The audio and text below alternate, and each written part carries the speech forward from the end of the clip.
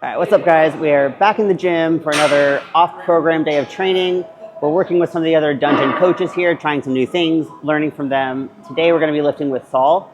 Saul and I go way back. We used to do strongman together back in the day, like 10 years ago at this point, but he has recently started competing in bodybuilding and has gotten really involved in like bodybuilding coaching and hypertrophy specific training. So we don't have a whole lot of time to do like a full workout today, but he's going to take me through a couple exercises and just kind of talk through the mentality and the cues and what he's thinking about when he's training for hypertrophy. And I think that's a really cool thing that we can all apply to the intensity that we bring to accessories. So we're going to do some calves and hamstrings. We're going to go meet Saul and get started.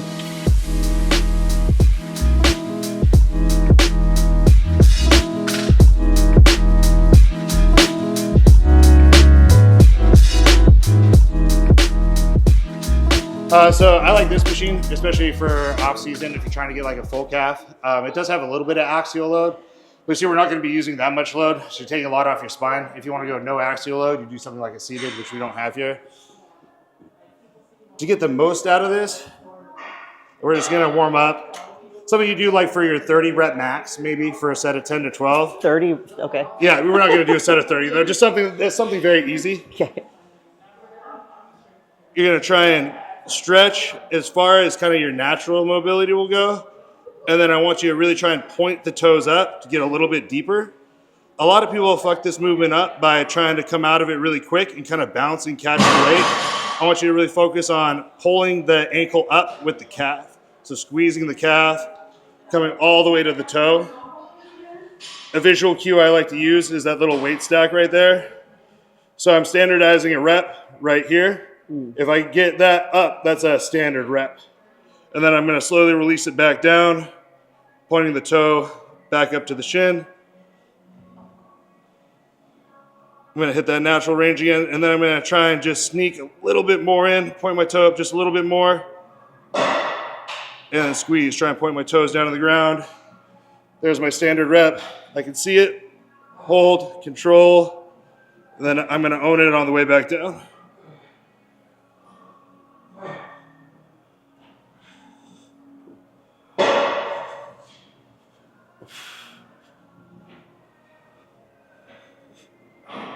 And have you found that your calves have actually grown? Yeah, they got a little bit tighter in my pants, as did some other things. Naturally. Not that, you sicko. It's my quads.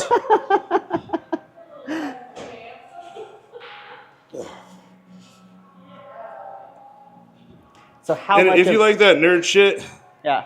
they actually did a study specifically on calves.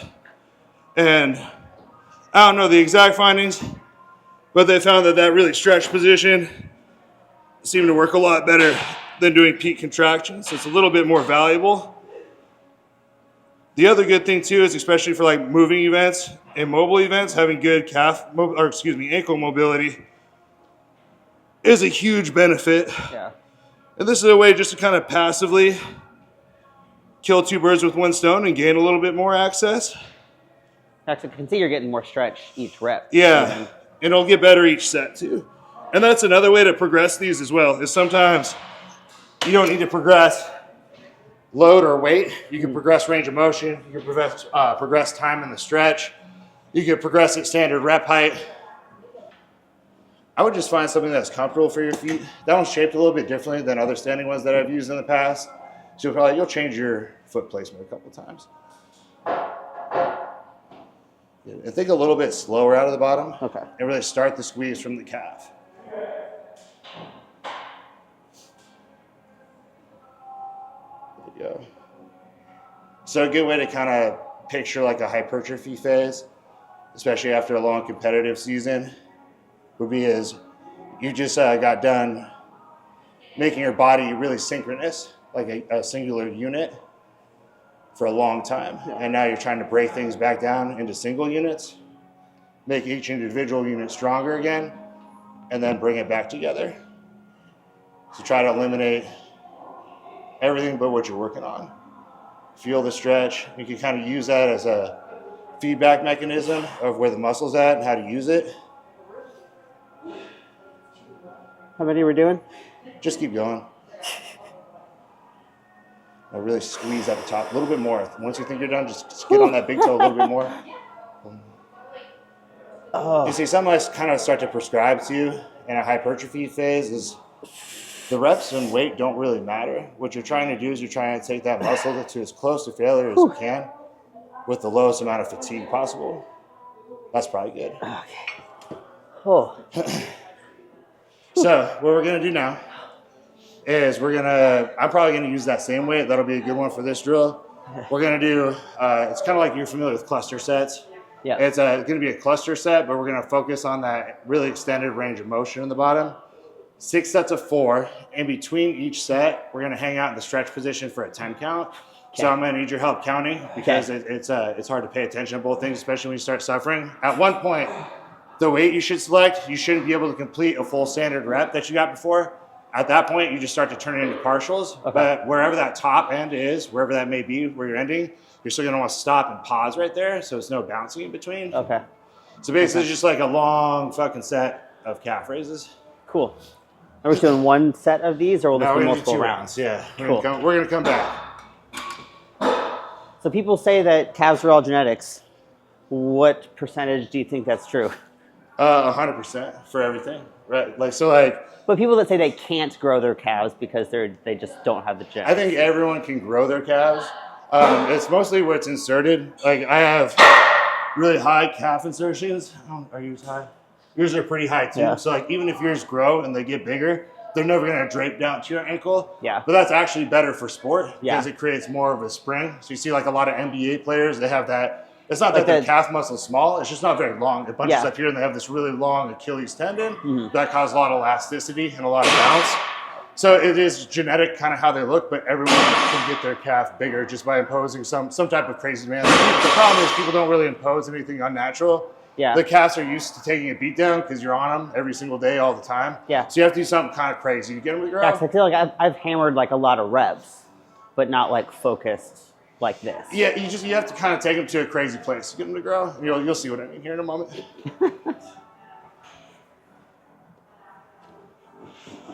So what's helpful is to have a partner with this, is to just keep accountable on the reps and rest.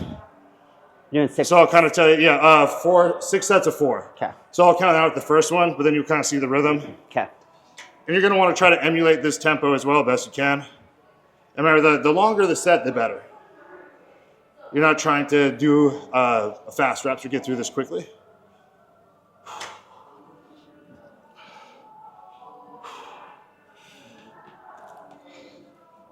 One. Make sure you own it on the way down. From the bottom, always kind of double check in your mind, reset that you're going to use the calf to come up and not just push your shoulders into it. Squeeze the calf. 2.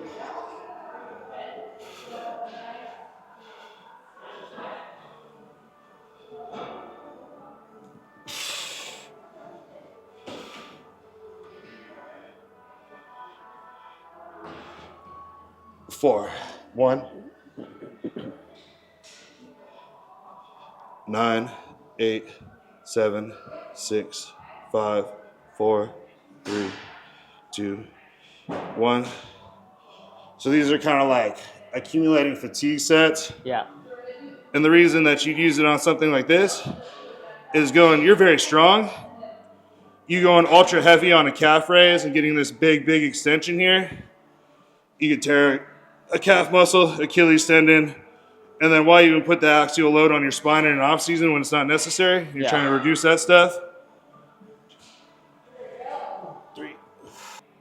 Come on, get up there. Fuck. Woo. And you should be able to just time that perfectly just so it's like almost failure there. Like you can't even get a rep. I'm going to do less. 50 or 70, you think? I'd go 70 because you could always go down. And you want this to be something that you don't finish. The goal is to not be able to do it. You should suffer. All right.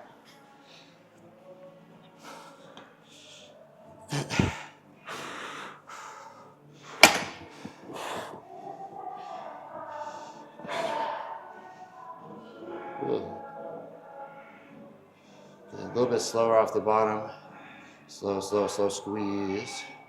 Slow, and then really squeeze hard at the top. Once you get to the top, get on your toe a little bit more.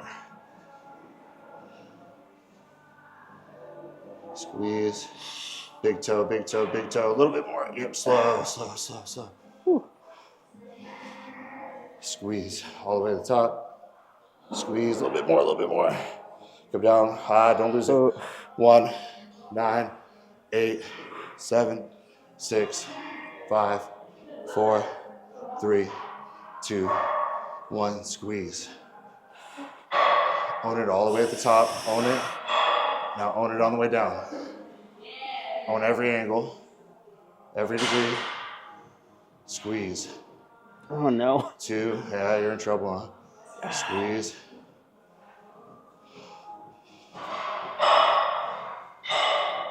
Squeeze. Go find the stretch. Stretch, stretch, stretch, stretch, stretch. Squeeze. All the way. Squeeze. Don't lose it. Come on. Don't get lazy. Squeeze. That was 4, wasn't it? Maybe it was. We'll have to look at the tape. 2, 9, 8, 7, 6, 5, 4, 3, 2, 1. Squeeze. Oh, so shit. Own it, own it, own it, own it. Squeeze. Squeeze, squeeze, squeeze. Own it. Squeeze. Hold it, own it. Back down slow, slow, slow, slow, slow, slow, slow, slow, slow. Stretch, stretch, stretch. Squeeze, slow. Stretch, long, long, long, long. There you go. Squeeze. 3. Own it. Squeeze. 5, 9, 8, 7. Stretch. 5. Stretch. 4, 3, 2, 1. Control. Down. Control that. Don't explode. Good. 2. Hold it. Own it. Own at the top. Take it. 1 more. Own it. Control it down. Good job. Good. Oh, shit.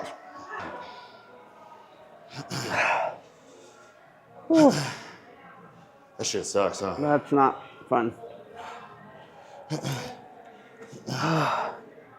I'm not having a good time.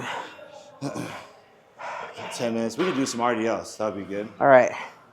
What would be most beneficial for you is to probably do something like on the belt squat or the Smith machine. But if you're closer to contest, doing a barbell. So what's more like applicable? I'll do whatever you would do in your training for a show. Probably belt squat. Okay.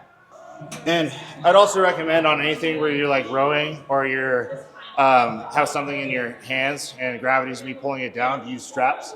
Just because that's something you're trying to detrain a little bit, give your forearms a break, give your hands a break. And it's just not the thing you want to be thinking about. No, yeah, so. You want to be thinking on other things. You're like for a hinge, you want to be thinking strongly about your hips being even and parallel, especially when you're first starting off a block. You want to try to get the most out of the least weight possible.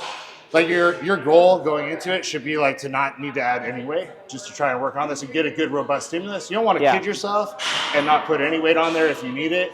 You want to go a walk away from the set, having a bit of a pump, knowing that it's fucked up, knowing that I just couldn't repeat that effort right away. Yeah. And then having some type of like fatigue, right? Like not fatigue effort. You know when you've done a good set. Yeah. You know?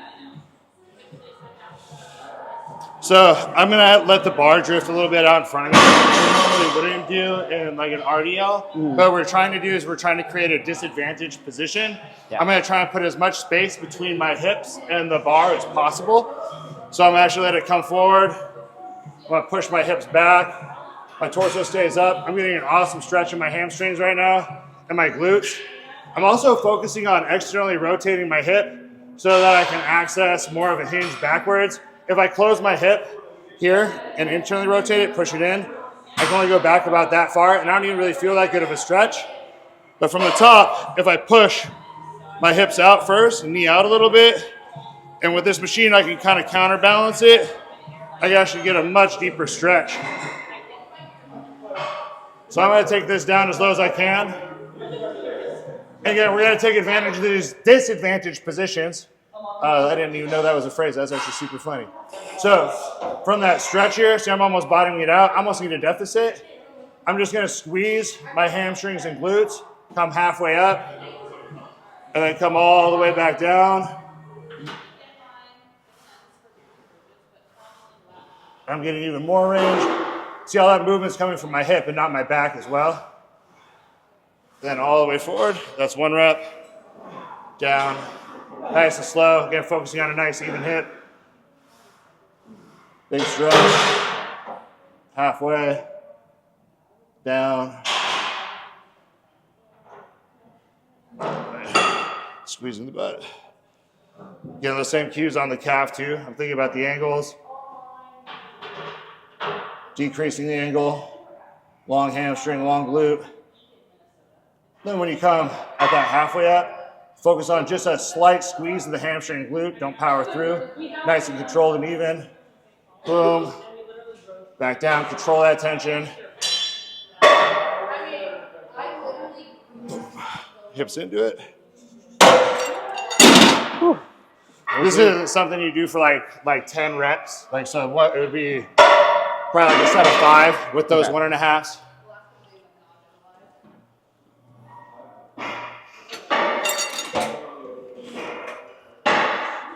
Come forward a little bit more. I remember you kind of had some back issues for quite some time. Yeah.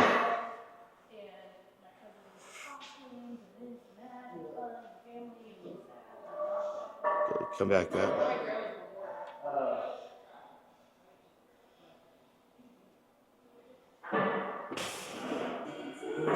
Try to focus really hard. Come all the way to the top and lock out. Mm-hmm. Try to focus really hard on externally rotating a little bit. Mm-hmm. Stay locked out. That'll create more room for your hips to go back. And then just follow, like start a stretch here and only follow it for as long as it goes. Don't try to force. Don't worry about how far this goes down. Only try to get your butt back as far as it goes. Try to keep my legs all the way straight going down. Try to, yeah. If that helps. A little bit of knee flexion will help them come down a little bit because you'll be able to externally rotate. So from there, now just open and push back. Whew. Yep, there we go. Now subtle squeeze with the hamstring, back down. And then follow that squeeze. And then squeeze your hamstring and glute to come all the way up and kind of snap your butt into the bar. And I think you can go even straighter here. You probably don't need to go down as low. You have pretty tight hamstrings. Kind of keep that. And then let that bar disadvantage you. And you push your hip back. Leg straight. Like if that's all you got, that's fine. Halfway up, back down, push your hip back, squeeze, butt. When you get to the top, try to pull that down and in. Okay. Straight leg, hip back, disadvantage, let it come forward. Stop, halfway, back down. Then focus on the hips all the way in, and then rotate it at the end. Rotate it hard. That's as far as it goes. Straight leg. Push the hip back. Disadvantage. Oh, look at that. Open the hip. Back down. Open the hip as you come down as well. Hinge all the way forward. Slam the hips in. Hips in, hips in. Yeah, good shit. Good. Do like one more. Straight leg. Yeah. There you go. And then hips all the way in. Good. Go ahead, take a break. Whew. You really like to try and go into your quads and like your mid back a little bit. It's hard because it's so try to think about like the bar. As your hips come back, try to push the bar away from you and try to pull your body apart. You can't do that if you bend because your hips are going to start to come forward, right? Yeah. So the more your knees bend, the more everything's going to come forward. Feel that. Try to stretch yourself out. So from here, a little bit of bend will help you get externally rotated, so that's fine. But you don't really want to go too much more than this. If I go all the way straight, I don't have an open hip anymore. I can't really do anything with it. Yeah. So there has to be a little bit of bend. So I get a little bit soft. Now I can externally rotate. And if I've got the bar here, I want to try and move it out with me. See how I can kind of stay straight now? If I stay here, I kind of get stuck here, right?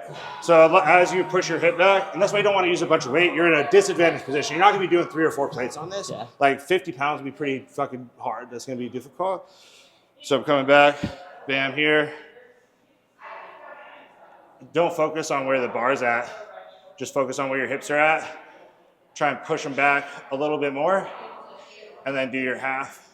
And then as you come in, you could also cue this. This is a good cue for the deadlift. As you come in, rhythmically, pull your hips in and the bar in with your lats at the same time to get that pop. Yeah, makes sense. It's tough because I feel like in sport, there's so much work trying to find the most advantageous way to move things and like the most efficient way. And my body naturally wants to do the most efficient way. And it's hard to like make it do it what feels incorrectly. Right, and that's the trick with the hypertrophy phase. That's why it's got to be far away from contest, because it's nothing like contest. Yeah. And that's why this time is valuable, because you can't spend a bunch of time here, right? You're talking maybe like, if you're lucky, like 4 blocks. When's your next show that you're planning on doing? ASW probably? Months, right? Yeah. But still, a month goes by quick. That's 1 block, right? 2 blocks. So then it's over. Now you're at least 4 blocks. 4 blocks, maybe, right? 4 months. So that's with hitting each muscle twice a week. That's 4, 8, 12, 16. Only 32 opportunities to grow if you do it with just twice a week, right? Yeah. So you want to make sure you're getting the most out of it. I would just move up to like a 25. And you'll find too, like after that warm-up set, you'll probably have a little bit more range of motion now. Yeah. Really try to mind that external rotation in the bottom too. Keep continuing to try and pull it out. Gain access. Stretch that bikini muscle out. There you go. Feel that? Good. Then squeeze with it. Back down nice and slow. Continue to externally rotate.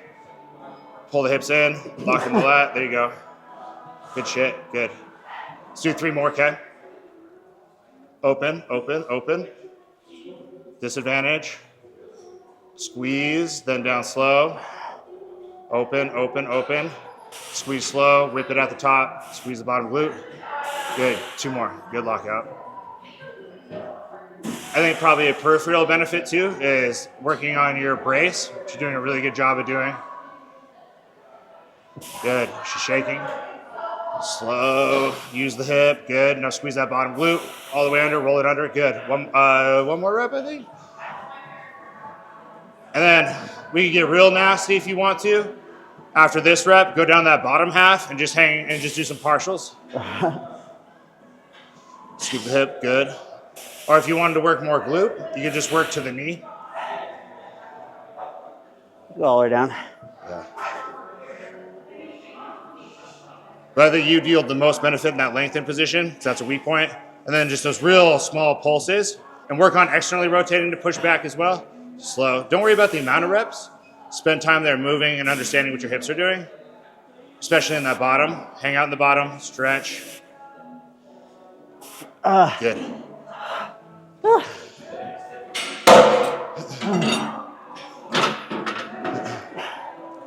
Hamstrings are kind of a fickle bitch too. What you wanted, they kind of become resistant to adaptation really quick, especially with volume. Something, and I don't know if it's just me, I've noticed in some other people's programs too, but when you spike the volume in sets with hamstrings with people, they tend to progress not at all or slower, and they no longer get sore. When I keep the volume, and when I keep the volume lower for others, what I've noticed is that they are able to make progressions, and also they kind of stay sore the whole entire time. So my most successful 2-block series in a row, I wasn't doing more than 4 sets of hamstrings a week, and they stayed sore the whole entire time. But they were high effort, they were really high concentration, and it was always one, maybe half the sets were a hinge and half were a curl, but they were all pretty close to failure. I don't know if you ever reached that point with hinging, where it's just another set just doesn't do anything. It's just, well, it's hard with hinging because I feel like it gets to a point where my back will get tired before I can reach true failure with my hamstrings. And that's why I was saying before too, doing a curl before this would probably be a better way. Pre-fatigue would and be smart. It's also good too to have something in here for your lower back in that phase, just to make sure it stays in shape too. You don't want it to get totally shitty while the rest of your body gets strong and it gets weaker. That's a really bad idea. So this would be considered some type of maintenance volume for your erectors, so you don't have to do back raises, because at this point I probably wouldn't even have any heavy deadlifts at all, not any heavy rows from the floor or anything like that. So this would kind of be some of that work. Any questions or anything about posterior chain? I don't think so. I like both of those exercises. Right, cool. Both of them. But you're out of here, right? Yeah, I gotta go. So Saul's got to go. But cool tips and tricks, I think valuable even if you're not into bodybuilding. but good things to note in terms of bringing intensity to your own accessories. I think people wonder sometimes why they like can't put on muscle, and most of the time I think you're just not trying hard enough. So yeah, it's exercise selection. Some of it, like I said, could just be poor implementation on some muscle groups with exercises. I think mostly though, what people miss is that getting bigger should be the base of any program, because there's no downside to getting more muscular. You'll be able to get stronger. So if you don't know what to do with your program, you don't have any competitions coming up, best thing you could do is just jump into a hypertrophy program. Do it right, keep the fatigue low and the stimulus really high. cool. All right. Great. Nice job.